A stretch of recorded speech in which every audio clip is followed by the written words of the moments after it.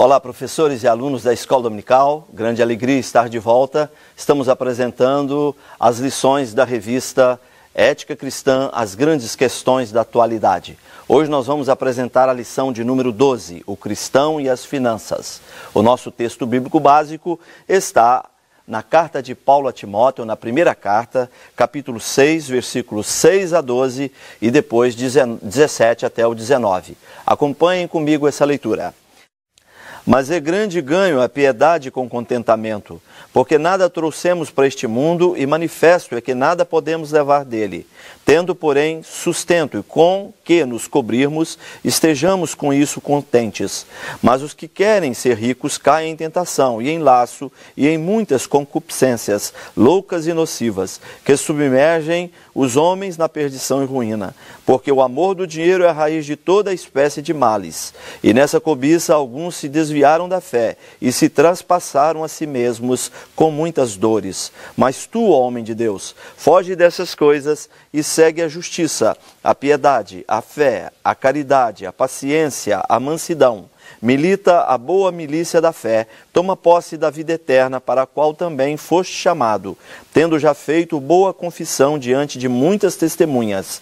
Manda aos ricos deste mundo que não sejam altivos, nem ponham a esperança na incerteza das riquezas, mas em Deus, que abundantemente nos dá todas as coisas para delas gozarmos. Que façam o bem, enriqueçam em boas obras, repartam de boa mente e sejam comunicáveis, que entesourem para si mesmos um bom fundamento para o futuro, para que possam alcançar a vida eterna. O texto áureo está no livro do Salmo, capítulo 24, versículo 1. Do Senhor é a terra e a sua plenitude, o mundo e aqueles que nele habitam. Nosso tema, portanto, versa sobre as finanças. Em que bases o cristão deve estabelecer a sua vida no que diz respeito ao dinheiro, no que diz respeito às questões econômicas na sua vida. Nós não podemos negligenciar, nós não podemos ser indiferentes com as questões ligadas ao dinheiro. Embora ele não deva ocupar um lugar de prioridade na nossa vida, mas nós devemos considerá-lo como algo importantíssimo. Por exemplo, as relações entre as nações estão baseadas em relações político-econômicas. Os países, eles fazem alianças entre si e até declaram guerras entre si quando seus interesses econômicos estão correndo riscos. Logo, esta é uma questão importante. Para que tenhamos individualmente estabilidade, firmeza, nós precisaremos tratar as questões financeiras da nossa vida de uma maneira adequada. As famílias, os casamentos, para serem saudáveis, precisam também que as questões econômicas sejam colocadas em boas bases. E a Bíblia é muito clara em estabelecer os fundamentos éticos para um relacionamento bom do cristão com a sua vida financeira. O tópico de número 1 da nossa aula tem como título Deus é o dono de tudo. É isso que nós encontramos, por exemplo, no livro de Ageu, capítulo 2, versículo 8. Meu é o ouro, minha é a prata, diz o Senhor dos Exércitos. Então está claro que tudo que existe no mundo pertence ao Senhor, porque Ele é o Criador de todas as coisas. No texto bíblico básico lido, nós encontramos ali, de uma forma muito clara, no Salmo 24, versículo 1, o salmista dizendo que do Senhor é a terra e a sua plenitude, e tudo o que nela existe. O homem, enfim, todas as coisas criadas pertencem ao Senhor. Logo, Ele é o principal entendedor desse tipo de assunto. E Ele nos deixou as Escrituras Sagradas. E estas Escrituras Sagradas estabelecem os princípios éticos sobre os quais a nossa relação com o dinheiro deve estar estabelecida. Desde o Antigo Testamento, nós encontramos o relacionamento com, vamos dizer assim, os bens patrimoniais. Abraão era um homem extremamente rico. Jó era um homem extremamente rico. Salomão, sem dúvida alguma, é um dos personagens tidos como detentores de grandes propriedades. Um homem extremamente rico. Se nós utilizarmos inclusive os critérios do presente, nós vamos ver Abraão, Jó e Salomão como homens detentores de grandes riquezas. No Novo Testamento, isso também é muito claro. Por exemplo, no tempo de Jesus havia os judeus que viviam dificuldades financeiras porque padeciam debaixo do domínio de Roma. Logo, a Palestina estava economicamente subjugada a Roma. Contudo, nós encontramos as questões financeiras ali, inclusive permeando a vida dos apóstolos.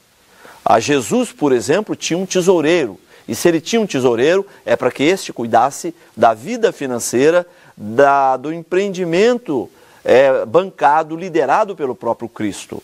E a igreja administrada pelos apóstolos também tinha uma relação com as questões financeiras. Isso é muito claro ali em Atos capítulo 2, versículos 42 em diante. Eles simplesmente vendiam seus bens, depositavam aos pés dos apóstolos, e esses apóstolos, eles criaram um fundo de atendimento aos necessitados. À medida que as pessoas tinham necessidade, elas recorriam aos apóstolos e estes administravam esse fundo, suprindo, trazendo provisões à vida daqueles que realmente precisavam.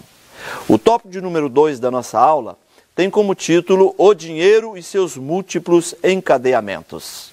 Então o dinheiro em si, ele é neutro. Tudo depende de como nos relacionamos com ele.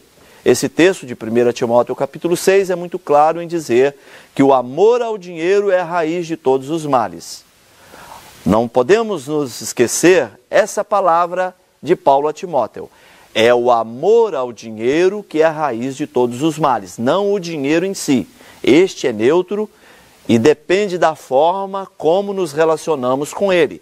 Ele pode ser uma grande bênção, como ele pode ser também uma grande maldição. O dinheiro será uma bênção quando ele for bem adquirido de uma maneira honesta, e quando ele for gasto de uma forma equilibrada. Nós precisamos entender a relação entre ser perdulário e ser avarento.